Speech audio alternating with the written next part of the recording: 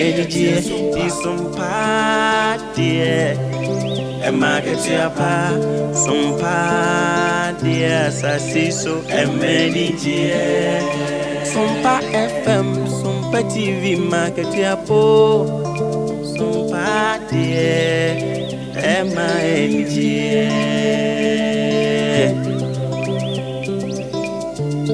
Wafidi ene to SOMPA FM and TV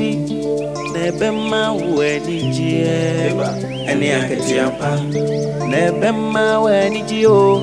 sabra boy mo dajini be natural suna udi ewnya nebema weni jie aketiapa so kamu ema aketiapa papa wafidi ene to SOMPA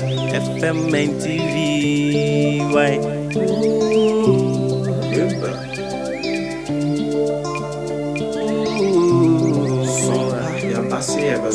Yasim SOMPA mani jeni akati apana unu warada SOMPA de asitine imunu ema akati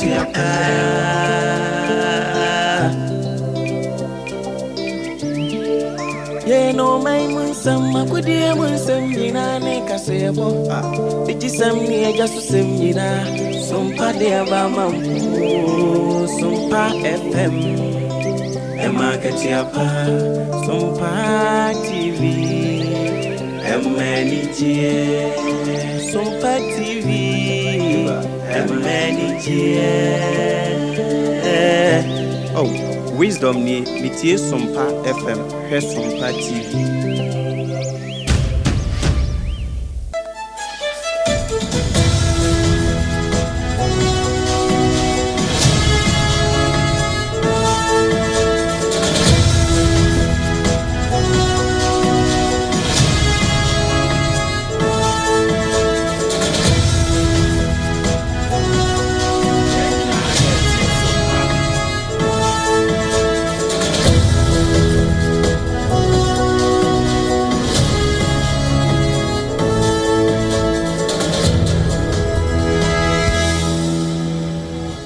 Premonato ewo SOMPA 106.5 FM eno won kran ato ohai no dumienu kase ebo na ne braso awia de nsentwerofo anya adagya nante ho efiri anopa chancha mre no awia bo enyina wo musa ho fifire semufo nso anye so akwadworo wasane nyina mu de aka no ayasa takredi aso nyina tie ne duru wani so eche anhweniwa eno na awia yi ya tunu din se secure dumienu kase ebo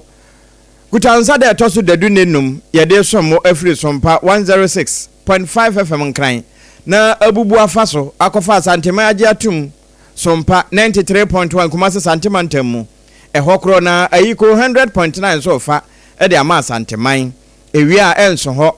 ena matoyama ntamu SOMPA 101.1 takwade na enso ayemufo nyina na wo mode aso mu ho na uduru takrade a SOMPA 103.3 enu achine yankobono na hinkro esunwaye SOMPA 98.9 alaji be kwa na abro sanum night market hwa ehon nso ejina musa franka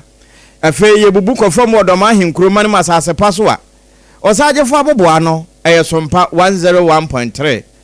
SOMPA 90.7 yankuransa na ewobono east mantam uduru na hinkro techimanya bro champion dedu akwa SOMPA 106.1 FM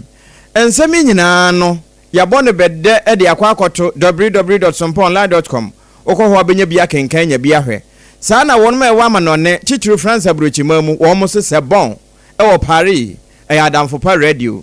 decoder no so baby FM stations ne wo no okwa yeginam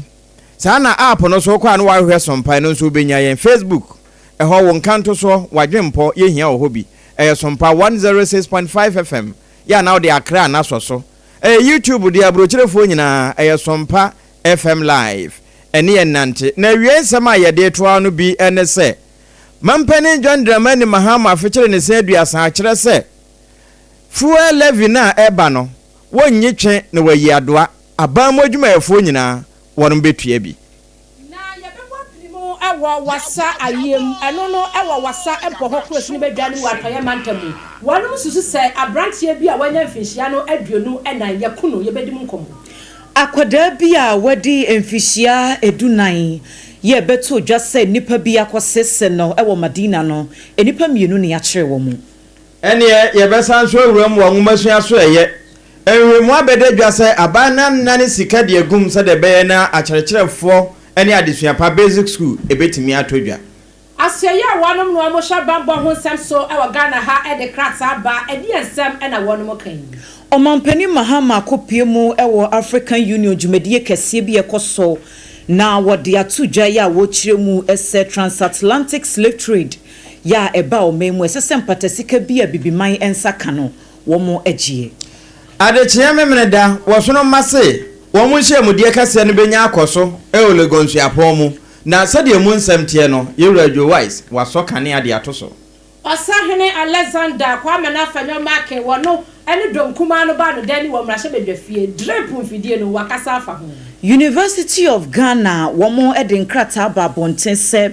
jinaya womo di kan esiye efa COVID-19 sensem sesiade social gathering womo yi tabro no ede free so awra ho sembisi ewo Ethiopia eya bibimamu ha ya 2021 mu ho ama wono mana wokoye entokwasie ebinum adoye womo nso koti nananum wonse do na wono mana wo ho bom no ebi akasa de ntie ewu no baaye we ne nuanom ene yaboa no se dumienu kase ba secure sanitary pad ahotetam a sabre eno ene eje ne homena ewo wiase afan nyina Ghana ka ho Ghana ha ya na nesesen no efiri eno ne ahotetam a wasi unyinta so nko ade awuhia na adoma abo ho ban asiesie wahemfie ne wo nkomo no ama wo nkomo ayede na ne die nso no wono matimi edi ne yie edi akaso na enye no nko ewiei Techno Spark 40 egusu a eka ho etata yachi na time nso ne yede ye adwumanti time heba ewie obete ehonsem wakenkanfo ne triple A mine ajapia APAM DADAA ewie abre mene menuamo abena badu adepa KWOFIE ADWOA ASARE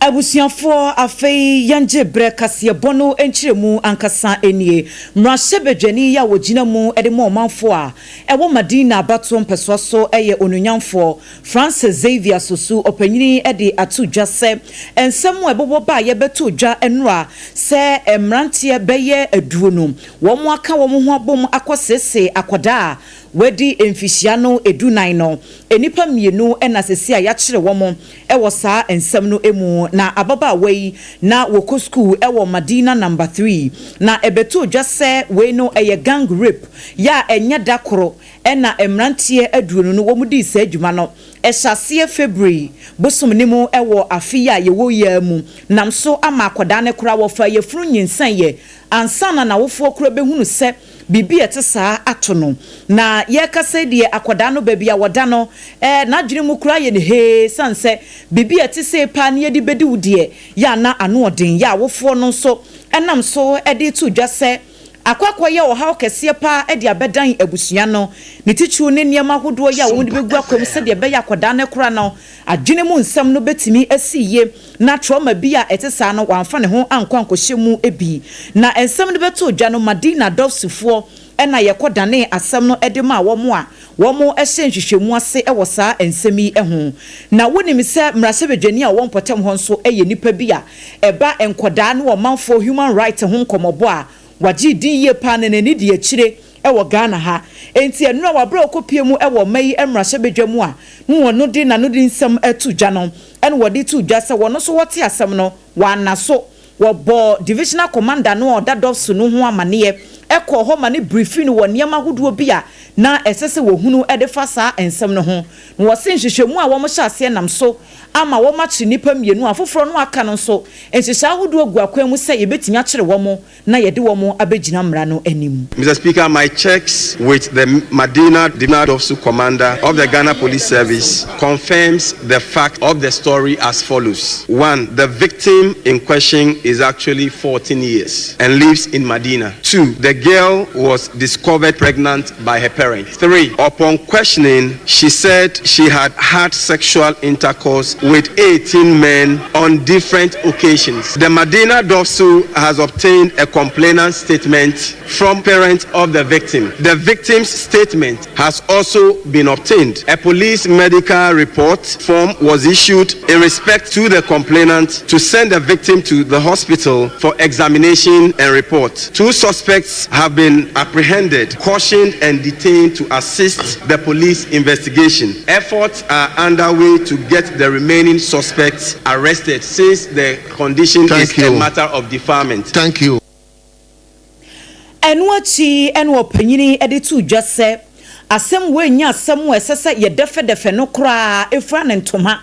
ewo maimu ne senti wone aloyafo bi nso a eka ne ho wo mo aka wo mo ntoma abo afede ano se wo mo behwe se hwie be atentere ne beko ediama saa ababa aweyi ne saa enti wo mo ne adoctorfo nimdifo e wo pantan ayasabia nso edi nkomo se de beya psychological support to be assessed wo de makoda ne saa brain wo mbehye no wo de ama no. Upon receiving the news and the briefing from the divisional commander of police, Mr. Speaker, and as someone who has been interested in fighting for the rights of children in this country, I have offered myself together with a team of lawyers to hold criminal watching brief for and on behalf of this victim. Mr. Speaker, this statement is so crucial because we are talking about a minor defiled by 18 people. Mr. Speaker, we cannot consider a statement like this to just wash away because it's something we should be able to condemn. Mr. Speaker, beyond that one, I have already worked with the medical director of Pantan Hospital to provide psychological support for the victim. Onipa yetini ni sesiei eye Madina Mrase Bejeni Ora Francis Xavier Susu.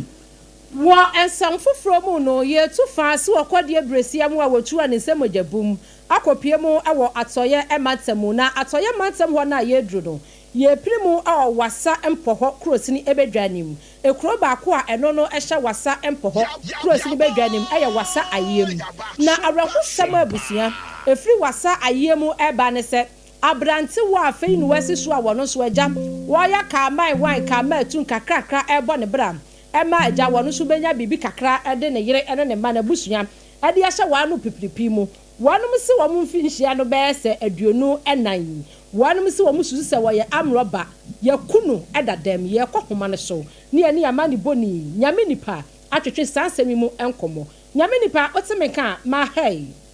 meje so bi nyaba mo yada se papa na arahusemi eba ne sei yo bidia 24 se additional and person for it ninya ne se okopie mu ewo eye wasa ayem eye was eye impo east district sema bubo ba no na se enye fe na se amafo ni hu anigye ninya ne se abanti a ye hwe no eye chief na amafo su se abanti o ekofo ninya ne se abanfofo ba ye why gamse ne man ese gamse ne proud to say obegu no enti ubepe wasa ye mu gamse no enya abrasi na abansent abanti no se onye dum bia bio na amafo pumping machine na to na abanti afa water hose na wafa balo ye ne manema phones na wafa enti krono na obra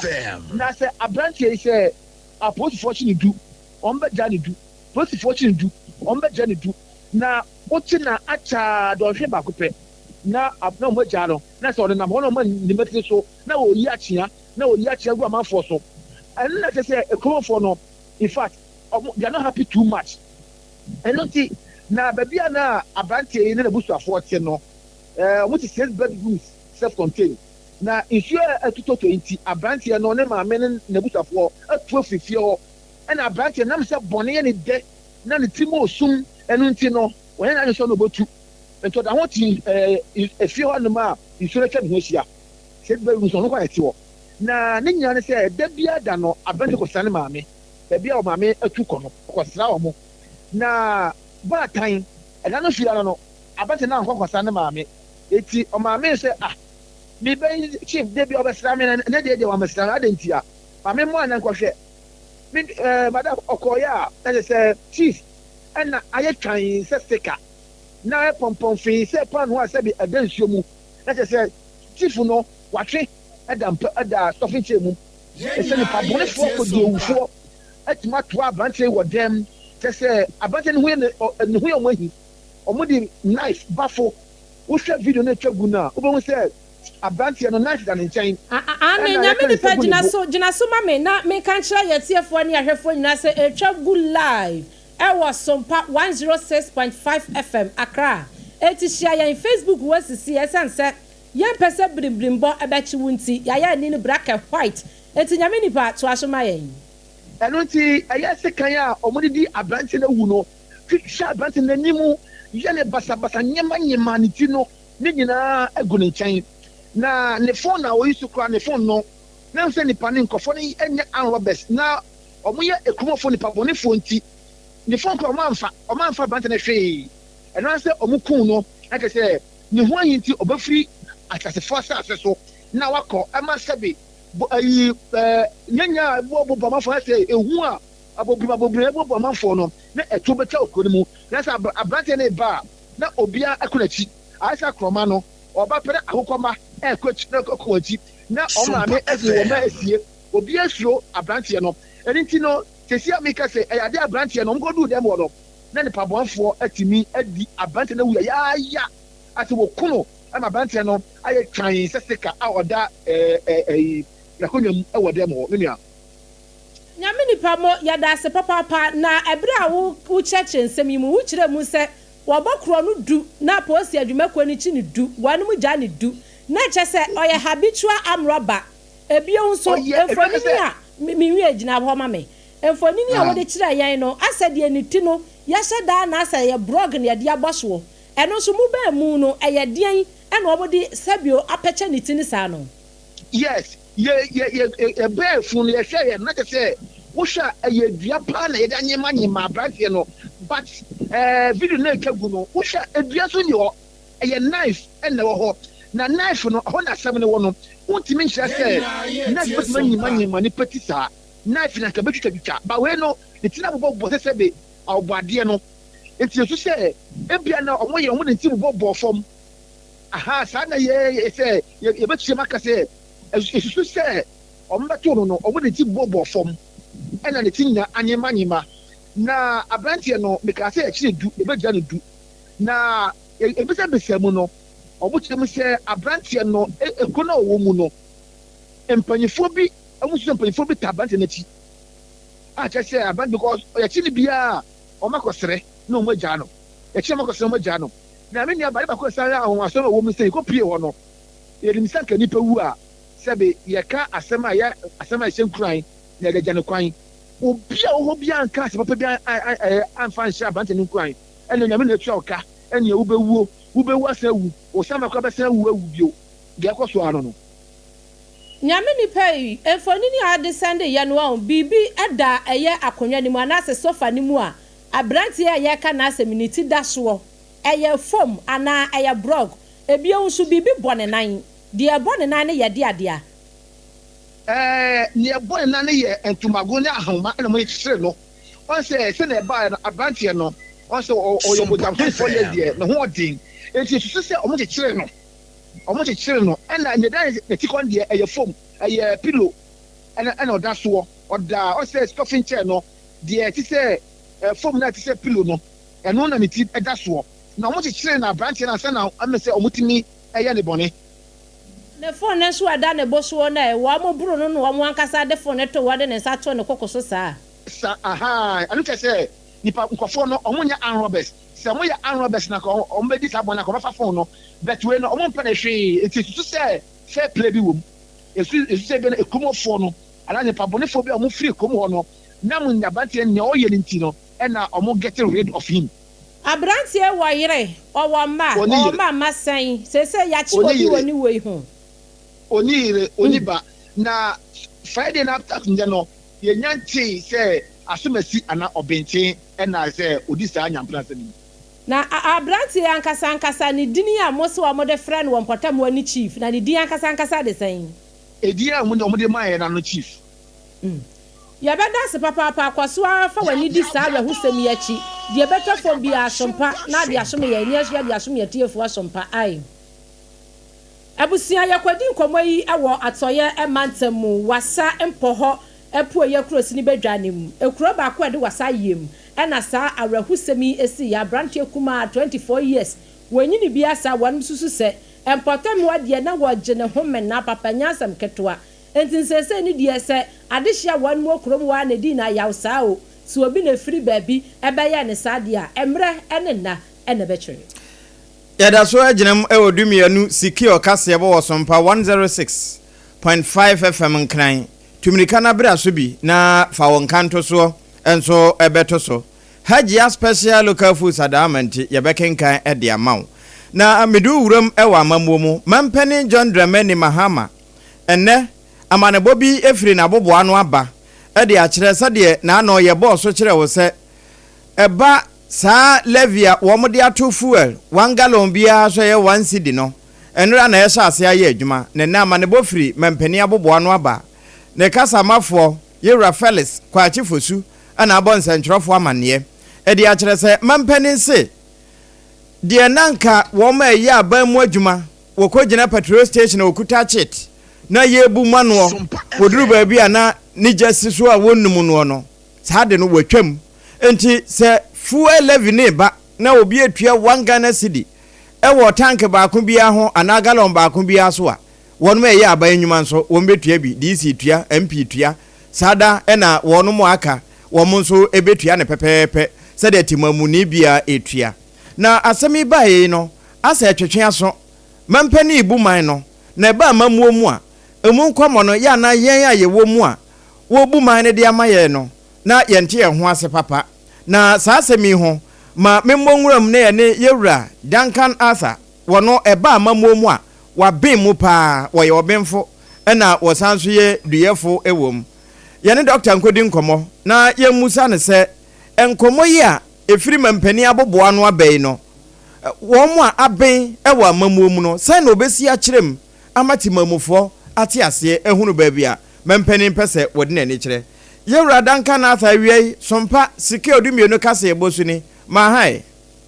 ya ja papa na eba maboboa no ehoboko de onyankopon na dom yeyi na yehu ye jide wo so wo ya mehu ye mmobo na yewura ena yewura Felix kwachi fosu di amanebo bi firi mampani aboboa no abase 1 Ghana cedi levy ya eda gallon bia so petrol ya obeto no mampani say with immediate effect with sharp payment nanka wa located dia mafuel allowances num asemi bae no ebi say ai wo moboa wo de dede yen wa ben wa mamu mu pa sana musiti ase na mbekire mu ama yenso aye wase yate ase bi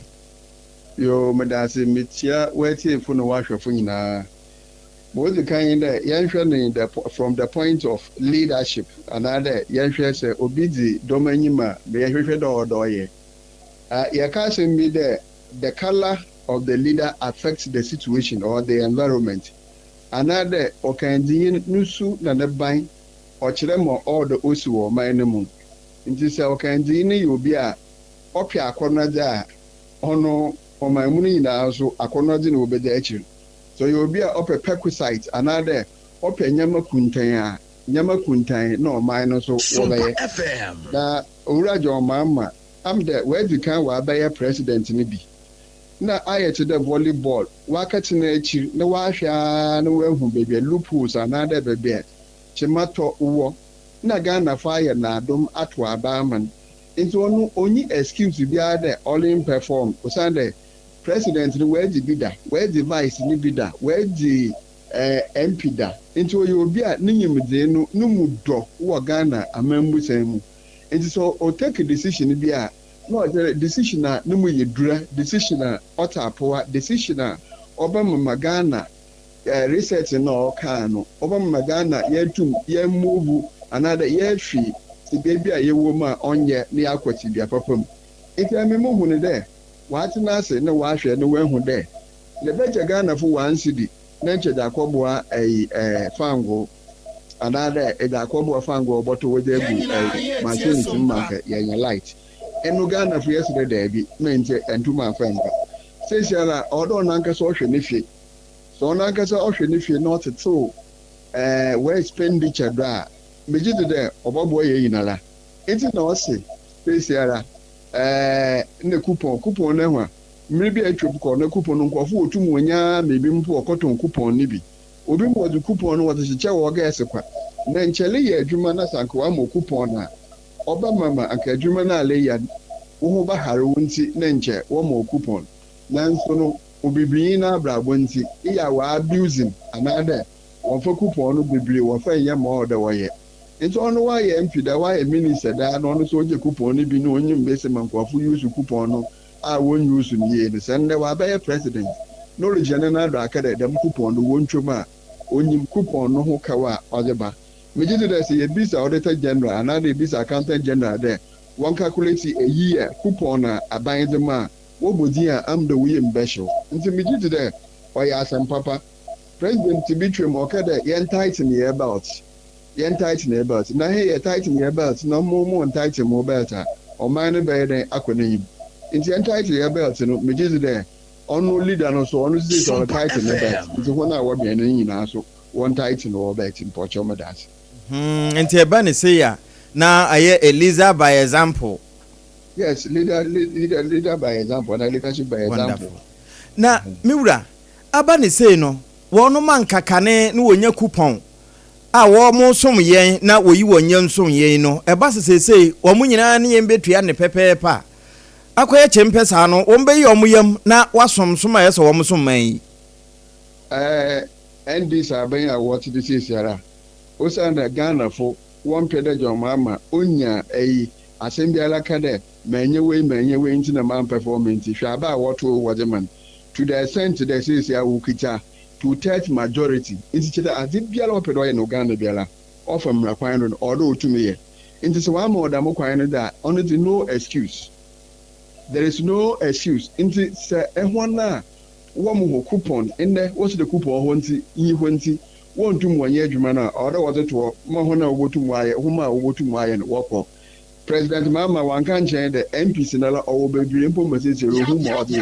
the catch will play the MPC bi o ma what no say sala when your appointment bia wo ba biara enkofo eku wo ho aye adwuma da ma party no bebire ya meka say what if you wanya hwe nti so wo anya opportunity another way hu mobile debra na yemosum Ghana bobuam na yensum Ghana na coupon nti sidalen suma o se fem nala enala on 2 minutes mpo obi fufu ba ye ready there oboko nti we na wan shi wasapo mu so obi ofido coupon nyi ho nti na wonti pay na waze mo no onso na coupon no kwati na obotu ba mama aye adwuma da na no ye incompetent on bo mo dey brief na enho na wa ye ready there oba sacrifice wo comfort Ghana here yen mebinum a wo som Ghana wo pay mpo wo se da ho anjida by 4 years ho anji pay yen modum a allowance a wode mo ho yen modum a wo tu kwan a wo ba per diem na wo ba ya akonta enti nyi papa bebire wo Ghana a wa ye kado do oba sacrifice per diem ana wo ba sacrifice offend fuel coupon oba sacrifice coupon na wa small man Ghana damun ko fra wontu mo onso no wontu won ho nsinchen o mo mozi won resign na ho na wa ya krado no o mo smo ma Ghana o sa no man Ghana na la ye sika no onso ye kwan ko nti se presidency no another sa ban no wanted to na expenditure do a de bia ye sora IMF de bia IMF ya kwa IMF de ma onkwesi dabe Burkina Faso he miala wonya IMF ko Burkina Faso ya wo be o sul ho ya kwakwari ya asase no onye papa ti da Ghana fu ya jimpo kwahwe ma woye abia dinti na ahia de yentum yan ye ma wasindam nti nkakra yi mfiwo aban tugu anade soja aban na yenhwe na mmom ye democracy so yan jinyama bintum na yenkoye yi mo yero adanka wie ye de wasepa na obre na minimsa da ache ni akire ye bedo atere me no sa no so ye besan aba opunum ewie ye de wase ene bra wanyama yen na dasi yero adankan Arthur we a governance expert ne nche ne ye call ya mampani with immediate effect wa cancel saafo allowances num ekọ ama abayadwumayefo no yane ne kọbọ ho enkomo yi Yetoa Kasiebo no eso mampani His Excellency John Dramani Mahama en wode atudwa ya wo kire mu ese abibremu ntichu amaya hodo ya enam transatlantic slave trade so mu kopie mu e wo bi ma so ma abrofu yi ebe kire ye ni yaya de no ebre wie dru sempatesika bi esese wo de ma bibi man no wo mo ehye no wo mo eje wode nsem wo nyina etudwa ene wabra wokokasa ye ewo mid-year coordinating meeting enhyemu kese ase ye African Union enhyemu ekoso ewo Malabo Equatorial Guinea manimu ene mampanyin edisa ensemi etu eja ne senti wonam so ede ofre ekwama amanya hodo ya akase womo emfa womo chitai emeta bibiman yechie sede ebeya sampatesika no ayehwehwe ne yensa ebetimi akasa nse emfie dodo ahodo ya bibiman mufo ye befa womo twa Atlantic Ocean pokesi ekopie mu ewo bi maso ahodo nko asom ya omayi ene amahodo bi eka ho wo ma ekomu no ankasa abre ne nyina hie betimi dia ye bibi ede ama ye ho enti se nefa ahodie aba ehu behia se wo mo so ade biara wo mawia ede afri yenchen no yensa etumika. This conference reaffirmed the urgent need for comprehensive reparatory justice and laid the foundation for stronger advocacy and policy frameworks. It provided a platform for dialogue on the financial, cultural, and social restitution necessary to address the enduring effects of slavery and colonialism. The outcomes of this conference serve as a guiding pillar for our collective efforts moving forward. The 2025 AU theme of the year is therefore a call to galvanize efforts towards reparatory justice. It is an appeal to ensure that the dignity, rights, and well-being of Africans and their descendants are fully restored. Reparations involves not only financial compensation, but also restitution, rehabilitation, and guarantees of non-repetition for the abuse of fellow human beings. It is also about truth-telling, historical accountability, and the restoration of agency to those who have been marginalized for centuries. We welcome the participation of AU member states. Any ekotie ye eyo mampani His Excellency John Dramani Mahama. Na Defense Ministry no ade ensembia piedwa wonom etremu se ye nyina nim se o my Ghana ha sei no aya na womo a womo nsem wo bie kakra womo ankasa edi wonom dwa businessmen any businesswomen afei aswofo bi a wonom aso wo mayi pen a wonom kono womo timi efa asrafo na ye bo wo ho ban ene uba kopie mu ewo krokase mu na eja wo hwe sasemasi a no benten ne ho besoso a na osoja ni wo bane ho ban na yei ana Defense Ministry no wopani kase a wada asue ya no aye Dr. Edward Omaneboama ni Facebook wakotro ede ato wo se ne de asia nya asia wie wadom ayi sa eye sa tumi ye na ema ho kwan ema eye obi etimi fasera ni ema ne bo ne ho kwan ne ho ban no wadom eyi ni nyina afri ho na yei na owura Omaneboama eche ni nsemu no sei efri Ghana Armed Forces Council no wadom akache ena eba na fei omampanini His Excellency Yera John Dramani Mahama ne reset agenda wono so wade shasha so ni nyina ka ho bi ena no so betumi aboa ama ya reset Ghana eye owura Omaneboama ede ne nsam eba wieye e wone nsam am wade kwatu ni Facebook me chenhwe ni mu ngoma no so wono ene wo sei wobeto to asra Ghana de hye nyina da mu ana mu nsam wo bi ana mo fa ya asrafo ema wanu ba mo ho ban afei ahye ya wa ba be hwa no pan asese mu nyina mo ahomije mu no mu nyina mo ngi asem yi ewo akoma pa so na eno na bebo o my Ghana ama etimi ama wanu areseti ni ye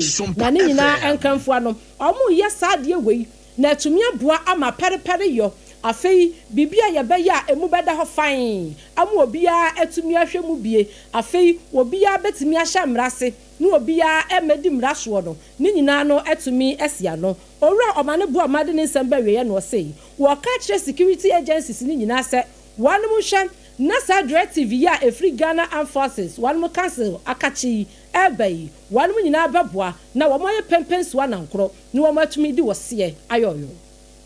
ene yenye free bambo ede enu a yenwura mu onwomasuam na Ghana Accountability for Learning Outcome additional funding the friend Gallop AF2 no ebre na nya so enam saa so ama aban no enam nwumasua so so anane America dollar no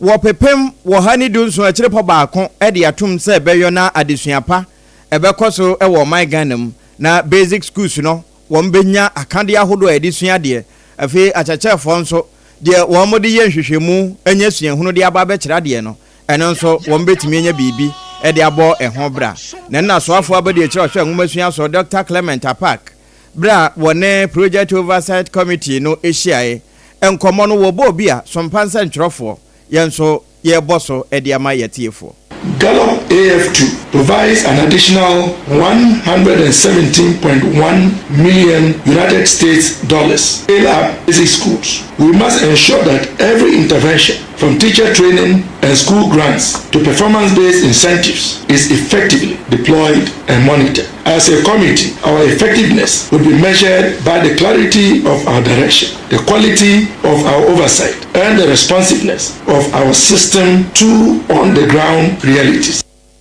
Eni a wuti ye yaswafu abedi echi ohwe nwumasua so wo my Ghana Dr. Clement Apak.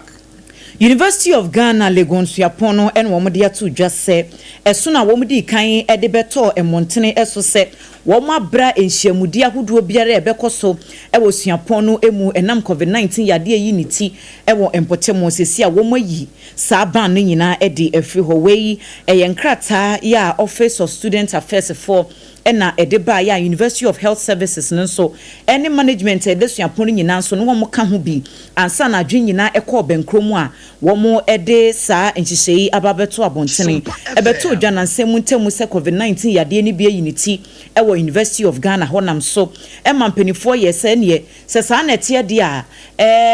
SRC fo womo enhyehya ahodo a womo edi egu akwanmu event ahodo a na nka ese se womo eye wo school ho nyina no womo ntwintwen so ansasanse enima bi etesa no ya na edi nipadom ehia e na COVID-19 yade no so de nipadom mu ena etretrententem enti womo yese ne wom betwen so kakra kopem se nhihya ahodo a womo di gu akwam no ebetimi aboma yade no so atekura nti sesi ade empenifo chese niema mu ayemre enu nti ne womo so ehunu se hu behia se wom beyi sa eso no edi afri ho na afei grasakfo ne SRC fo ne JCR fo womo programs a womo ahyehye se wom beye no empenifo etimi ama ho kwan ama ne nyina abaso nenso womo de kokobo ekwa ma school fo ne se enye se yeyi ban no edi afri ho na chese o se ye na emom no social distancing hyehyɛ ahodo biara esese wo mudi gu akwan mum na wo mudi so COVID-19 protocols na abre bi atwam ne ade adwuma no wo horo nsantentem sanitizer use bie ene ne keka ho nyina no wo nhwɛ wo mfa nya adwuma sɛ de beya yade no wo nsan ehu bi e wo mpotem ho na nsan ye wo ho ane anya nantiye sɛ New Patriotic Party MPP osuru kokroko amanyokuo wanom asa wo mo de krata ba National Delegate Conference ya afibia wanom eye no nyakopɔ ya adomu a kita wonsa July busumi aye womu ne da etoso edunkro 19 July na kyese eye bemene da edi anim yi wanom ade ba ba hyehye so na enu achi nu na yenya nantiye se ensem bi enenam abefo tintan video social media hodo so e kire mu se omampani dada His Excellency na nado dankwa ekufu ado bema bo adan wase watu kwan entini nkeben ya sei na manyokuo no betwe no na wonom etimi atwetwe ne ma so kakra kopem se wobeba ansa na ko matumi ayesa conference yi yei na krata atetente na no pay a free office of the nanado dankwa ekufu ado ediaba na krata ne mu ensemni wo mu kire mu sei omampani dada His Excellency bema bo adan nanado dankwa ekufu ado se sansemu enenam ese wan mu kirem so watu kwanti enka wa mu National Delegate Conference annual one ya wo mba ya memni dayi wa mu twentwan so afenso wa mu kanifo wa mu so wa mu bedi kan ba ba ya primacy ayi wo mu na no so wa mu twentwan so ni nyina wa mu sesabio yete yehu a yemu nu hrodo hurada sam enukura bi anim wa mfa krata nsoma wo bi a won ko interview bi an kwaka asem bi an fa tetefon enfre wo bi ende se sansemi anfa nkyere no na ebionu wo kire mu sei said MPP amanyoko wanum ayese wamo aye conference ya wanum bekwei wamo kwatena se na Professor Mark Aaron Okwei committee ya wanum teye ama mo kwahwehwe 2024 enwie poto a MPP amanyoko wanum weye no sa conference yi mu no wamo kwotesem result ni mu ma hwehwe mu afenso 2019 no wɔn yɛ delegate conference bi wɔ Asantemantam Kumasi a ɛno so nneɛma bi apiapia mu baayɛ no conference yase ɛna wɔn kɔtena ase ya no wɔn ahwehwɛ mu enti ne krataa yi a free office of the special prosecutor akache epiri mu a na kyerɛ sɛ we no ɛyɛ Nana Dankwa Akufo Addo na akache na meka yi o ekɔpie mu baayɛ no wɔsei sansam a wɔn mu kyerɛ mu no nokora bi anim enti yehu a Ghana de hye yɛ montungu ɛneɛ sɛ yɛbɔ atoagu anaa sɛ yɛfa de ayɛ asɛm no planning committee chairman edema national annual delegate conference dema NPP Yura Joseph Osewusu Joe Wise na wɔde atodwa asɔ kanea paa de atoso adekye bosumi de etoso dunkono nipa dodo a aba no wo mo hwɛ animu sɛ wɔkɔ akoto ne nkɔmɔ ahodo a ɛwɔ akyire sansemi ade akye bia dwumadie so ɛwɔ sompa 93.1 Asantemantam bra na ɔmahene yɛ ɔdubu akyete agwamu ɛna wɔbɔɛ Your conference I got the main agenda and the constitutional review. It's a report no in front of Jadi and so by recommendation by me and somewhere a course so far a constitutional arrangements no since some baby about body and the so take committee for Frank Davis Dano almost one part in 1043 to just a what in Chapia they are for agenda. On my report, General Secretary circulated APAM DADAA. Name conference one no say ye kekan bomo na ye no de freno resolutions and on na say titumo na yetumi asesa constitution. And the conference juma titru pa ekoye no. Yura Joe Wise ena ye planning committee chairman edema adekye wo mu hye mudie kase na won beko no wono ene ne sompa edi nkomo yi yeda so wo NPP amanyoko no emu na amanyoko no 2024 afe no penyina woko gina ye se wo mto ne so aba semra sebedwani ewo Agona West abato mpeso so eye Christopher Arthur opanyinu ye kasai wo mo asuspend no na we no eye amanyoko no chorofo opanyinu Justin Frimpong kodua ne nsem bia wode ebetu dwase enya de se wo betimi aye internal campaign bia e de ama dibre bia no yewura Christopher Arthur de wo so wo no wote afutuo no ba wo mfa enti wokoso aye internal campaign bi na esese wo mo twena so enti no wo mo de ensemi abeto montene na we no eye nkrata ya constituency secretary Owura Anthony Kwame Kum ena dwemtreni a ono so eda mpesoa no so no ano Alhaji Jibrin Tanko wo mo nyina eka ho bie wo mo nsa hyase ena wo mo de saa nkrata no ebaye wo mo se opanyinu no enanu kwasiada busumi ni da na etoso ensia wokoye electoral meeting bi ekofre amanfo mo mo baye na chese wono no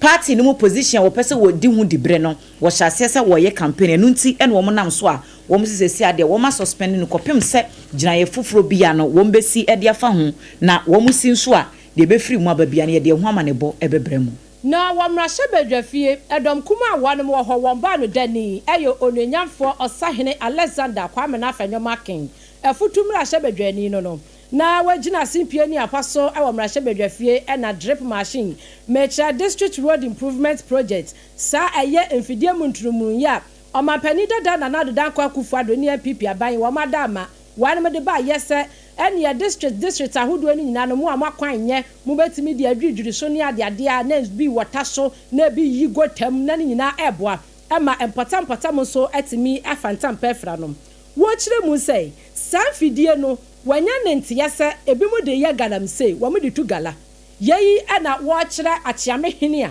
wo emrahye badwafie right honorable Alban na Kingford Babinse ehu ahia se wanru omu nan esifom esan sei se obi si wo hwe oman a reset oman yie na oman na wo reset ni yie no wo manadehye anasa ni mpanimfo bi a wo ne wo mu bu man no ese wo mo reset no sensase a ebe hadwen ninsam eni. Mr. Speaker, if we don't deal with this galamsey thing, money is getting into the hands of people are destroying the environment. In the long run, it is this same economy that it would affect. How do you sustain your economy when some environmental factors are affecting the very economy and then it is hand to mouth? It is when we invest in agriculture that we can sustain an economy with. But if we are not investing in, they are talking about some 6 month successes, then after everything comes to square one and then we go back to begging. Today, the drip machines that fall our roads, some people are using it for galamsey, and there is no authority to even reprimand. There's impunity because they come and tell us that I voted for you, so allow me to do whatever. Mr. Speaker, no. Osahene onyanfo Alexander Kwamena afenyo makin edom kuma wanom wa mrahye bedwafie wonba no dani no wasanso aye osomfo a wasoma de hye ese mrahye bedwani ewo afutu abato mpesoa so waya sono ba na yenyina sonofo yi so na ye na ye hutia wamra awia mi busa wo ubu nsa bosome no so a ya wote yaw waya so ba bia ye oya ebise ye ni dane enuro nkomra nyina wanom biehia nanso enfantini bese mote anyen ene awia uhia secure sanitary pad wate ene ahote tam a omu a ohote bra wabu nsa se unya ntwabra nko ade a ene wache siesie uye manse wo ho ewo badwam ne ntaba no eso ba etre ewa pe koten ewom na mente so san wo mu na eba pieto nsa mu ya esemu no a eno ene timi siesie uye ema wahemfie eche na won common so no eye nkomode enti ewie wo santimantem mama excellence cosmetics na wawura ho adum pz anase kwada so estate taxi rank hwa kania sempa pharmacy dadem ho na wakohwehwe wo de ye no Ghana ha ya ne bo no so efo na eye papa ewie nyo no nko ene de enam sciatica commandant 21st clinic sciatica paysetters womo ya oye konfo a wo hunu yade no na womo de wo makokoba ene yiye minim yade etew so se ya oto aso ntini na etwetwen ekwa akofo sisi hwa ekosi unamo no ba bia ko 21st ne yenhwewo we ya American typhoid malaria stroke nom ne adede eno no eye nkura de womo ebo ne garaway semape ene nti tantra herana bat no so eho na atena kese no nkramantam ha ya na abenya won afi ukobona ye wo ho okwa atwe mantam benya yen Ghana ha ba bia yen kurabata eburudunum hwe akira kwan na frɛ was 0540311311 ewie wo mo kan yen ho na yede kase no ebrewo na entaso nko nante nya wo mo nko Techno Spark 40 series ho asem na ye kan na enanu ya wo yi phone se wo twa picture yi na wo kura wa fere because phone no enye enum nyina papai jerimu die ni bia enum nyina papai wono wonnim WhatsApp wonnim de ekoso enti kone kwaji Techno Spark 40 series na aba no a yedi ho adanse no kone kwaji bi eye technofo na aye womo enede aba we eye no darling movement kura wo techno so because eye very serious eye slimmer eye stronger and a sign sparky everywhere enti videos bi a opese wucha pictures bi a opese wuteki and the music videos ahodo a aba hu ne club bia no eye techno Spark 40 series no wo mudi twa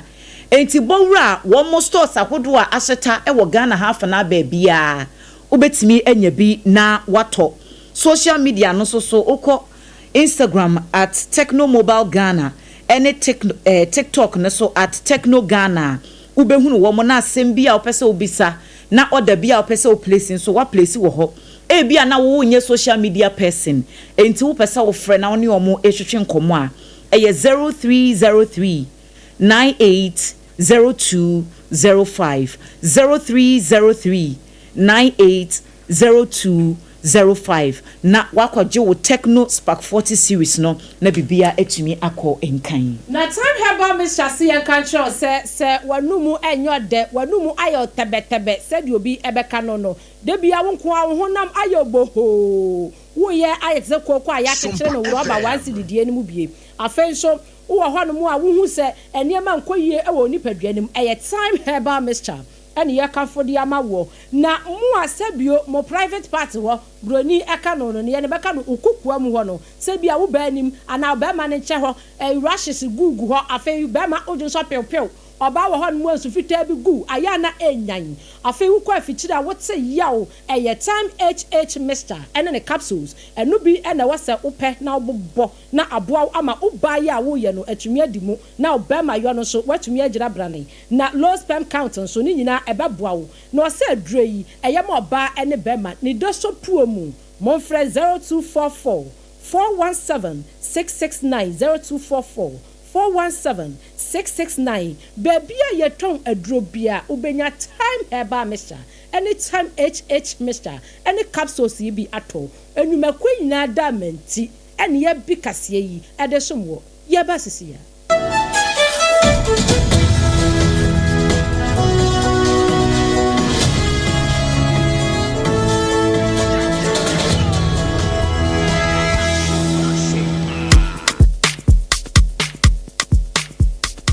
Kweku, minim sawa yeshe. Me kwa manane. Na so ebony show wa embaso. Mane honsa penno. Ebony condoms comes in different flavors and available in all pharmacies, chemical shops, over-the-counter shops, and pubs. For bulk purchases, contact 055-230-0075. Ebony Condoms, Ghana's most pleasurable condoms. Make it worth it. We got peppermint, strawberry, vanilla, chocolate. We got peppermint, strawberry, vanilla, chocolate. It only the view means a condom. The condom only then it's not on, but don't support as a condom. Point homeopathy clinic Ghana had the obi anim say say prostate na baby omutimi ye screening ema hu ni ye etu ase a na e endpoint homeopathy clinic anase e kidney e liver problem wo fa baby e na adjujo na de fa ne premature ejaculation no a ba ma bi a wo ne wodofo akwakwahia ase wo di ne ho agro ase wo to nte ene ye bra endpoint homeopathy clinic na ye moa wo e ma ne mema mo pa wo e ye endpoint homeopathy clinic wo mo dem fua yare bia infections bi ne wo ho anase bia wo hwa wo fa baby na adjujo kidney problem prostate de e endpoint homeopathy clinic kuma se ubehu endpoint homeopathy clinic e wo konoma boy hia e na akra hanso so de wo mu ginamu ankasa e wo spintes bebre friend share signboard no huduro na ubusasa wo pe endpoint homeopathy clinic obia e be kire for endpoint e wo 0244867068 and 0274234321 endpoint homeopathy clinic wo mu dem fu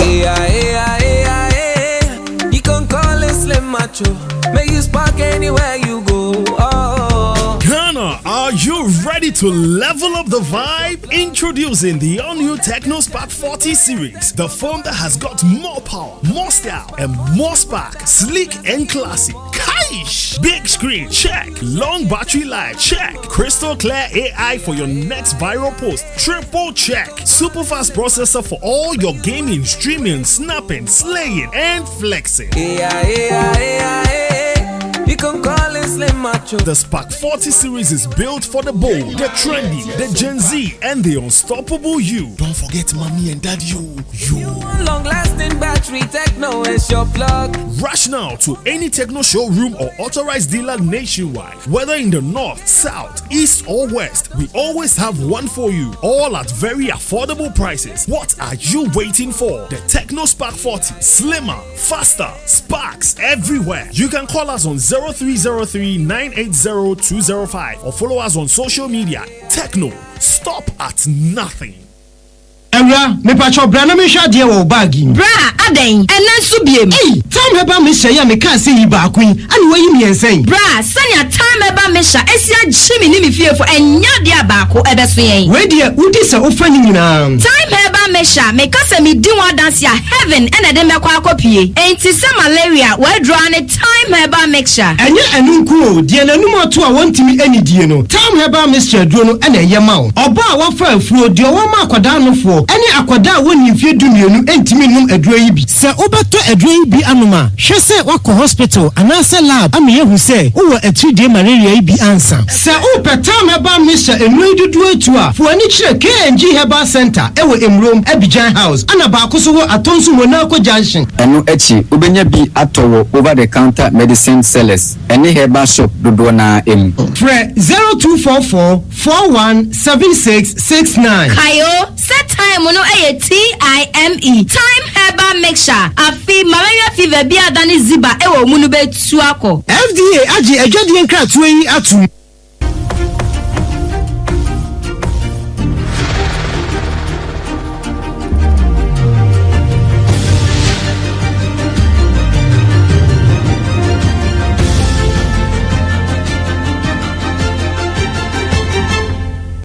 TV, Emma Akitiapa.